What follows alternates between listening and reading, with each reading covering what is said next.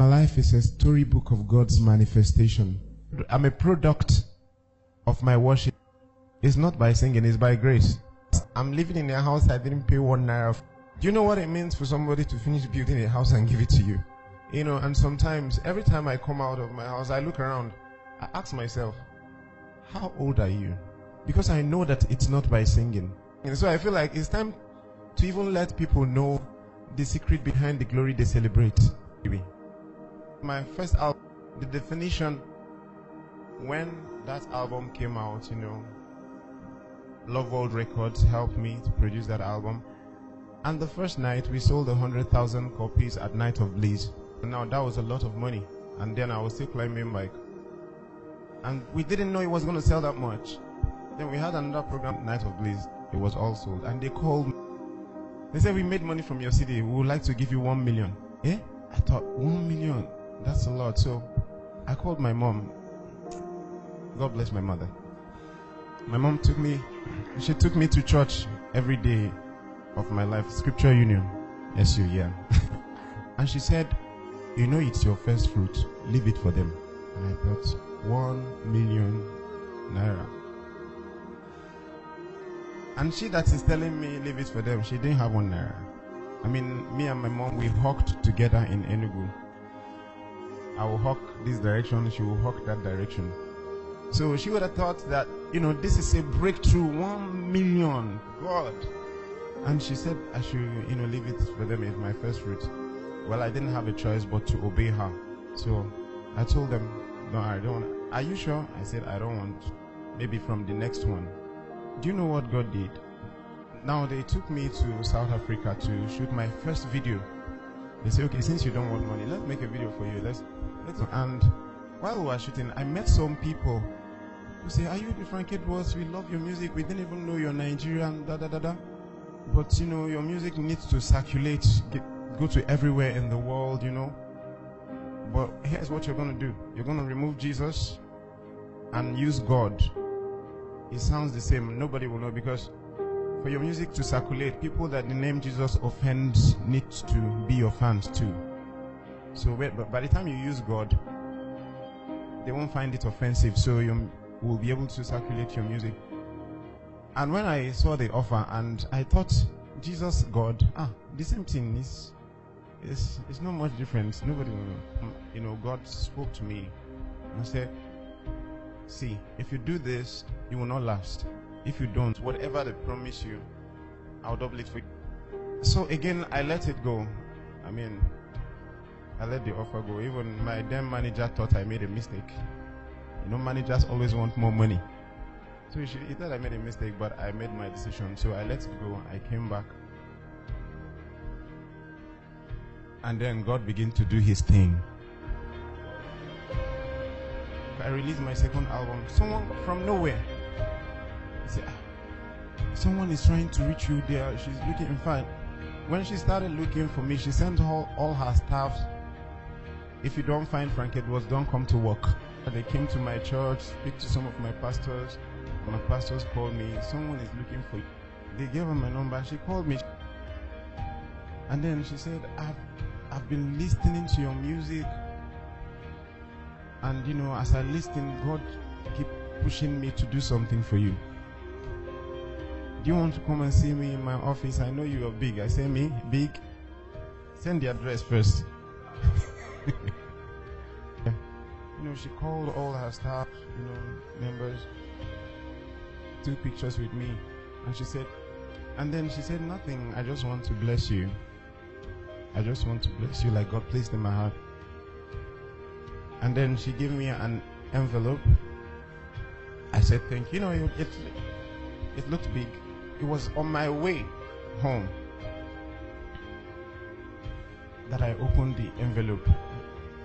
I opened it, so I called her. I said, Ma, the envelope you gave me. She said, what? I said, look what's inside. She said, that's for you now. And besides, anytime you want to do anything, the bill is on me.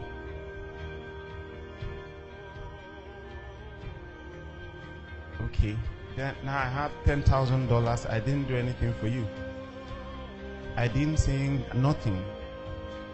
I said thank you. I went home. I removed my tithe and my seed. That's very important as well. The upper week, they say someone is looking for you. He gave the person my number. I played your music, it blesses so much, and God places in my heart to bless you. Can you come to my house? I went there. The same story. You know, God does not make empty promises, and He knows how to cause the chain reaction. You know. Then the upper week, this other woman called me. Where do you live? I said, I live in Allen. Then I already have a good home, and I'm very comfortable. And she said, Ikeja is noisy. How do you create your music in that noisy environment? She said, would you like to move to VGC?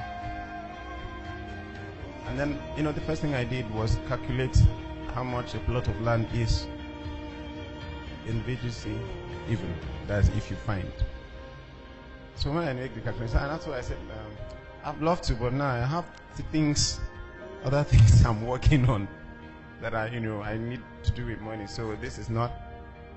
And she said, okay, when will you like to move? So I said, I'll work on it. You know, I was thinking I would pay for it. And the next thing, I saw trucks in my house. Trucks. As I say, what would you like to take out of this house, and what would you like to live here? So as I talk to you, I didn't lose the other place. I have the two. Say, what would you like to take out here?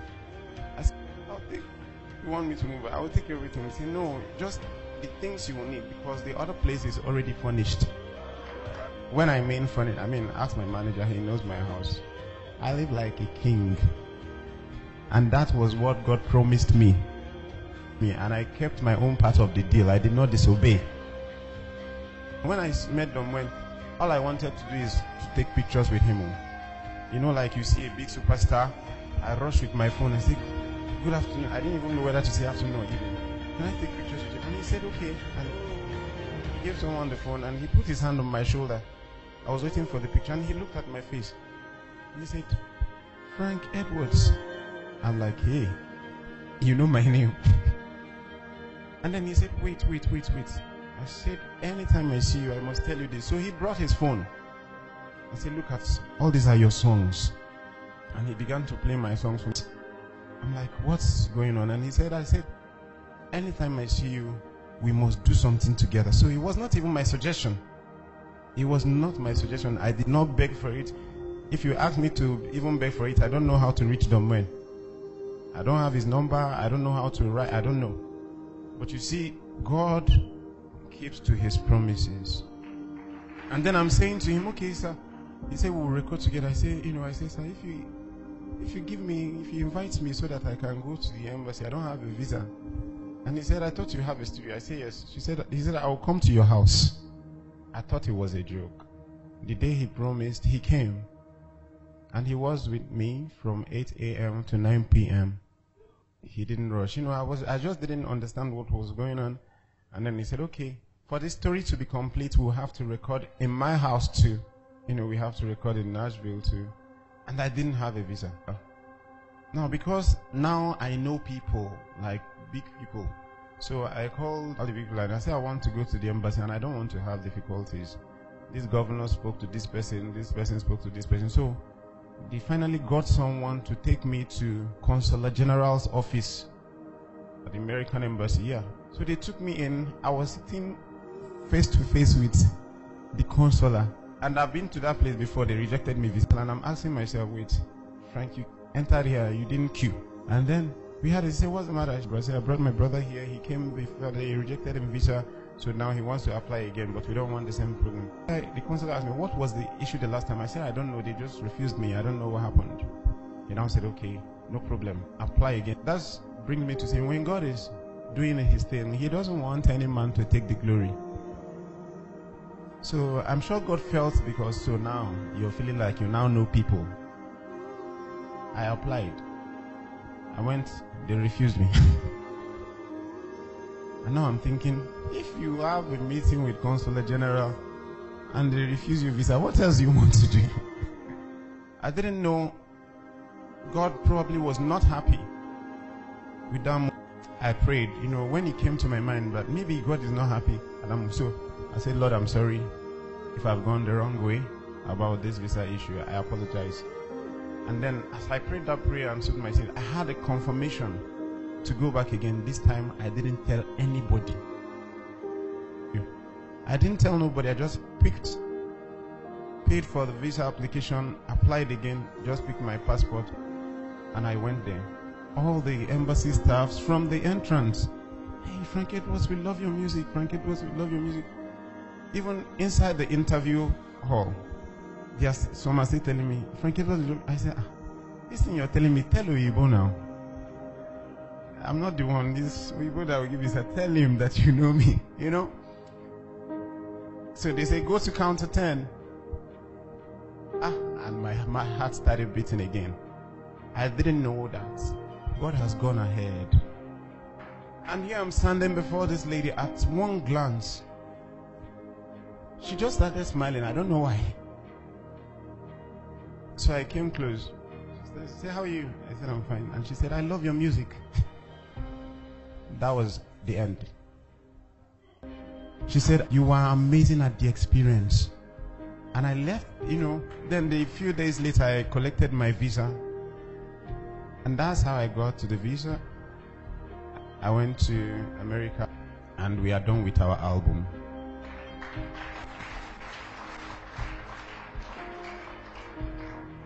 You will hear the man speak Igbo for the first time. Yeah.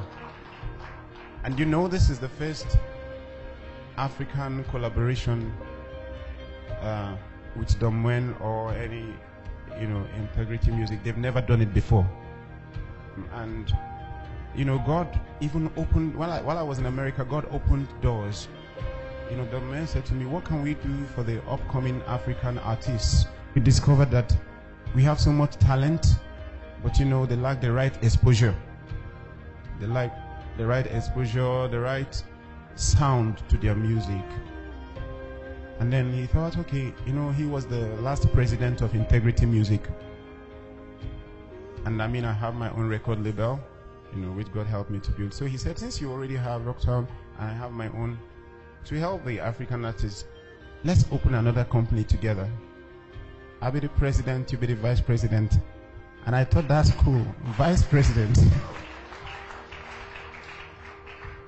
So now, the story is from hawking in the street to being the vice president of the biggest record label in Africa. I don't know what you're believing God for. I don't know your background. I don't know what you've been through. But see, don't let your background put your back on the ground. It doesn't matter what you have done. It doesn't matter who gave birth to you. It doesn't matter they say in your family they don't marry. In your family this, in your family that. Tell them this is me. He who is in Christ is a new creation. All things has passed away. Everything has become new.